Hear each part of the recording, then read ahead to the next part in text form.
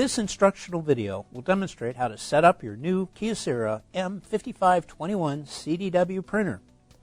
Open the box and locate the bag that contains the manuals and DVD.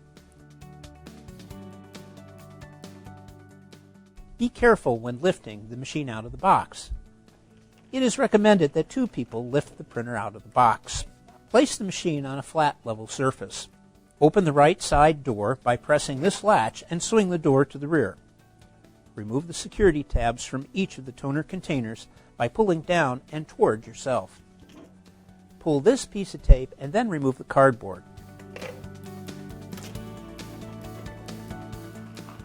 Close the right side cover. It is now time to power on the machine.